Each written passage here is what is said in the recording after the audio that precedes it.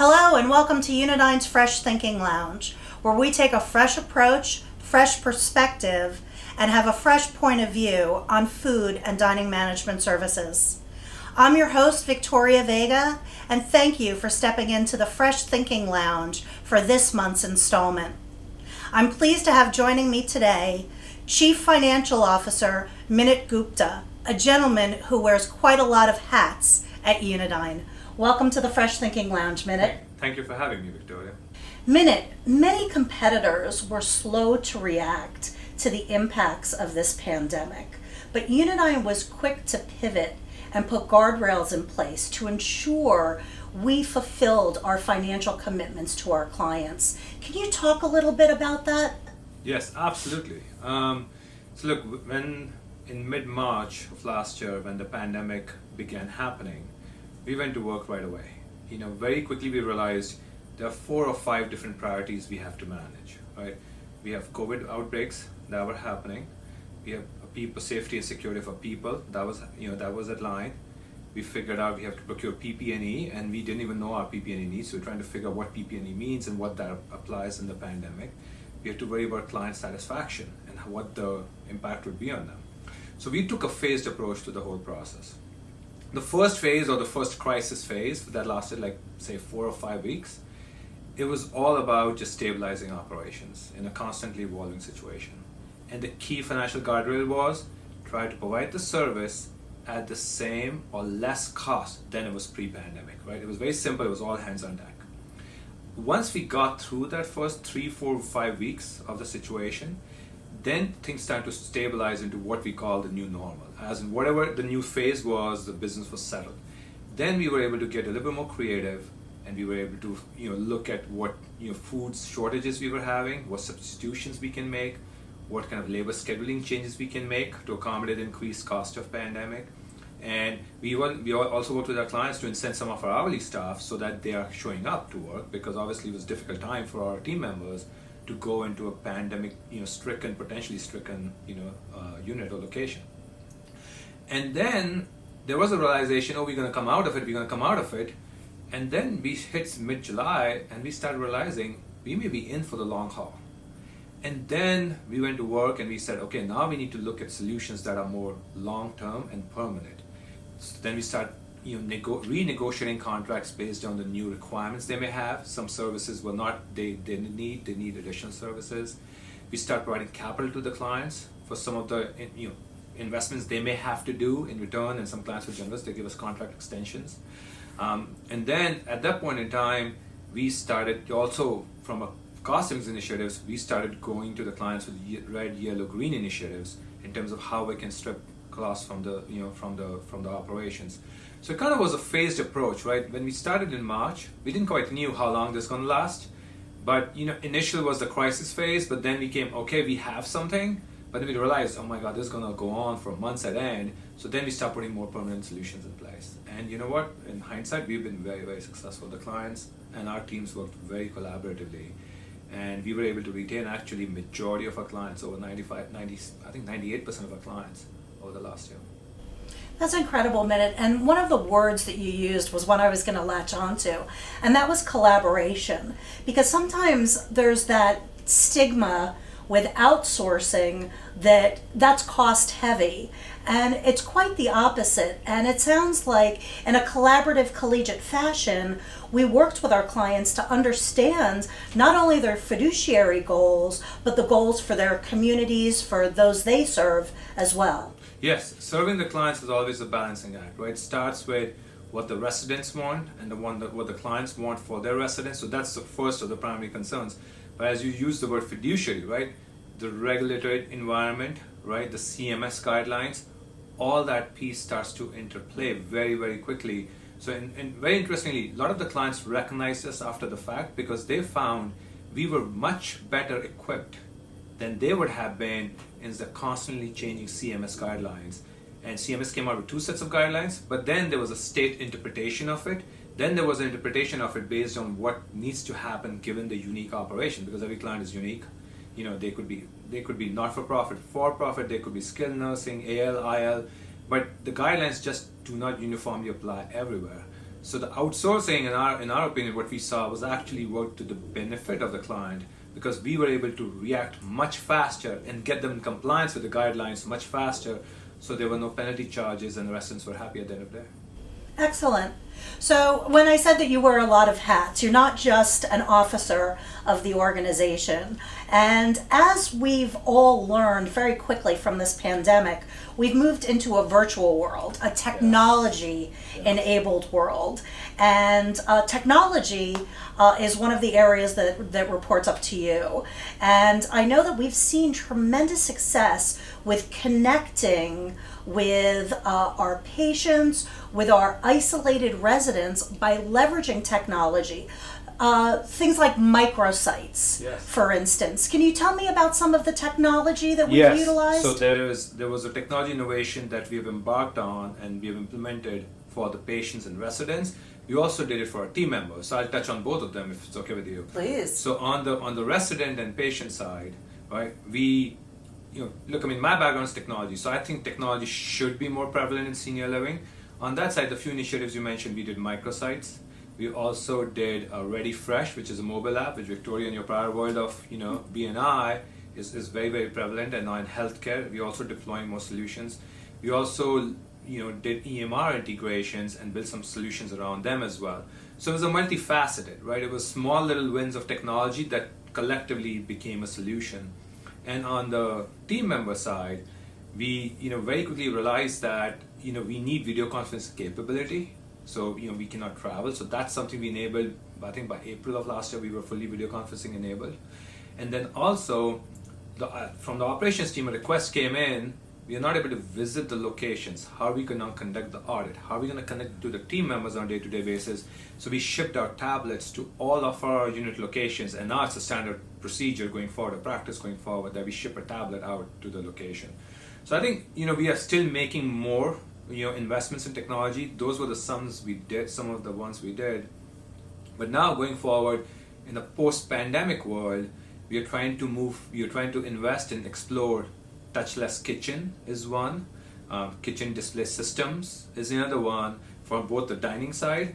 And we also actually are working with Waveguide to investigate a 360-degree solution that's more on the facility services side of things. So I think we have made some strides in technology, but I think we have a long runway to go. And I think senior living is very unique. Senior living doesn't have any off-the-shelf technology available. It's one of those industries where there's not much innovation happens. So as one of the premier providers of dining services and now also growing facility services arm in senior living, we have to lead the way in technology in many aspects, and we plan to do so. So technology is not only a value add, but it sounds like it really creates transparency for our clients and customers alike. Yes, absolutely. From a transparency perspective, maybe we can elaborate more on the microsite piece a little bit. For example, microsite is a simple localized site which just displays, from a dining perspective, what's on the menu, what's on the programming for that particular location, for that day, for that week, maybe a month, right? It's very simple information. But if you're an outsider to the industry, which I was a few years ago, you don't appreciate how much food is core to the social aspect, social fabric of a community. So having that information available and the nutritional information, the menu, the ingredients available, helps senior residents or patients even to plan their meal. It starts a conversation, a dialogue around that meal. You can also take it one step further, which is to take it to their loved ones and their children or their cousins or their nephews and nieces of the residents. Inform them what's on the menu. It kind of becomes a conversation starter for them as well. So very simple solution in today's day and age is not hard to do, but putting it together in a scalable format and something that can just automatically be updated based on the changing menus in our operations every week. If it's automatically refreshed, it just became a very core aspect of how the senior living community were collaborating around with their peers and that. I love that. One size does not fit one for a solution. It's about customizing what we do for each client, one community, one hospital, one corporation at a time. Absolutely. Absolutely. So let me roll back. You talked a little bit about electronic medical records and an integration process that Unidine did with that. Can you tell me how Unidine contributes to patient satisfaction and wellness by being an integrated solution? Yes. So, this we have a solution called Unidine, which is think of it as a customized hospitality solution or a dining solution for the patients who are in. So if you remember, like from my childhood, I remember my hospital experience, fortunately there have been a few of them, but what have they been? The focus is all on the care.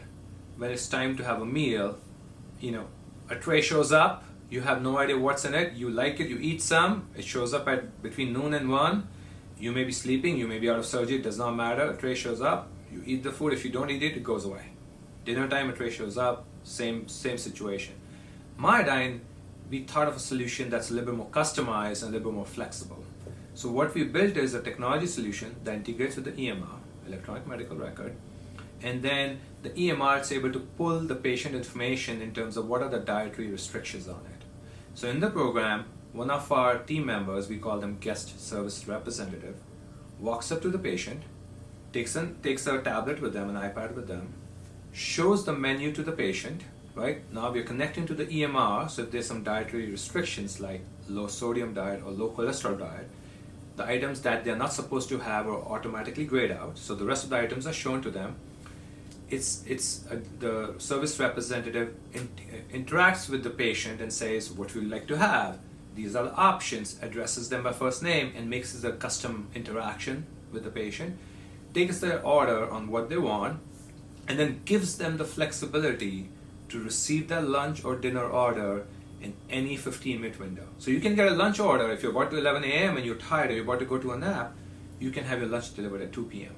And then that ticket, if you will, gets routed through the system, and 15 minutes before the lunch is due, it automatically is printed in the kitchen. So the chef prepares the food warm and fresh, because we are fresh from scratch, and then it's rolled up in a cart individually for that particular patient, right? So we figured out how to deliver this using technology within the same cost budget for our clients and enhancing the experience of the patient. We have systematically seen, if we implement Unidine solution at a hospital location, the patient satisfaction systematically is in the high 80s to 90s at those client locations. It's just a very unique experience. It took us a little effort to get it there. Now it's live at least 10 hospital locations, and it's running really well. I can imagine within my dining requirements or my dietary requirements, if I was in a hospital, I'd have choice, customization, and convenience available to me as a patient. I think you said better than me than the 3 C's. Well, let me ask you, is there a similar platform that we utilize for our senior living lifestyles partners? Yes. So we have built the platform, and now we're in the process of deploying the platform. We have about 5 or 7 locations, but we're hoping to get to 20 and 30 very shortly. We call it Dine Right. It's interesting enough, it's a different technology platform in the background, but it works the same way, in which instead of a hospital location, a guest service representative, again, a team member of Unidine, walks up to a senior living resident at a dining table setting, knows them by name, punches the information, it shows up the history of what they've ordered, it shows up what their preferences are. It has notes like they like condiments on the side, they like the dressing on the side. So there's from the previous history, there are notes that come up, and it allows for a very custom interaction with that resident by a team member and say, Mr. Smith, so and so, hey, I prefer you've ordered the lamb chop every single time. Would you like to try a chicken this time, right? I understand you like your fries a certain way, right? It makes that custom interaction, that resident in their community feel there is some, they are a known entity within those walls. They are a family member at that point. They're just not hoteling there as a random guest. Makes for a custom experience again. And then the same thing, the tablet, the order is taken on, prints a ticket in the back, and the food comes out, hot, fresh, ready, served. for the resident. So it's the same, using technology to take a little bit of data from the history and create a custom, convenient experience for the resident that makes them feel they belong to the community. But the great thing that you shared, whether it's a patient or a resident, there's still hospitality. It's not technology that we're enabling and handing to that individual. It's an interactive exchange that not only brings efficiency in the back of the house and behind the scenes that our residents or patients may not see, but it really creates that repertoire to help them select their meal instead of that horrible quadrangle of cut off paper and a golf pencil, and you're circling things for your dietary absolutely. preference. And look, and I'm sure all of us have experienced tablets, ordering at the airport, at the restaurant. We have the unique capability that we have repeat customers. The residents live there, they come again and again, and the patients, they are coming new, but we have access to the correct information in the EMR. So given that we have that, our initial solutions may have been without the customer service representative, but we quickly realized that adding the customer service representative, they took the satisfaction many, many folds higher, because we have the information, we have the history, and we can make it a custom experience. So we were able to take it one step forward. Excellent. I love that. I'm going to go a little bit off script and put you on the spot here, Minit. So you took your passion for technology and your business acumen. You graduate from the Kellogg School of Management. You have two beautiful young daughters. Thank you. So knowing that STEM and advancement for women is important to you as a sponsor of our Diversity, Equity, and Inclusion Council, what do you tell your two girls? It's interesting. So, as a kid growing up in India, you don't think about diversity, equity, inclusion. That's not your front of mind, right? It's a very different atmosphere, or when I was growing up, it was a very different atmosphere. Today, now, with the two girls, it is front and center. It is, and it's not just for the women. It's for minority rights. It's for transgender people. It's for gay and lesbian people. And the Black Lives Revolution or evolution last year, what happened, has put it front and center. So we are engaging pretty much every day in some conversation with our kids through a TV series they're watching, through a book they are reading, through a news that's coming out in the news every day. There is a conversation around equality and diversity in our house pretty much every day. Me and my wife are interracial couples, so it's front and center. The kids are now exposed to it from very different angles. The message to the kids, which with my girls are 8 and 10, so they're much young, to try and keep it simple. I just keep it to me and my wife, just keep it to the simple level, which is, pick up 2 or 3 things you're passionate about, care about them, learn about them. My older one's in swimming, my younger one's in soccer, and then just, the world is your oyster. Don't let anything get in the way. We are there to help you out, but just find 1 or 2 things that you're passionate about and just care about them deeply. Excellent. Well, great. Thank you for sharing your passions with us today, Minit. It's really been an interesting conversation about the value you've brought to Unidine, and you make sure that we bring to our clients as well.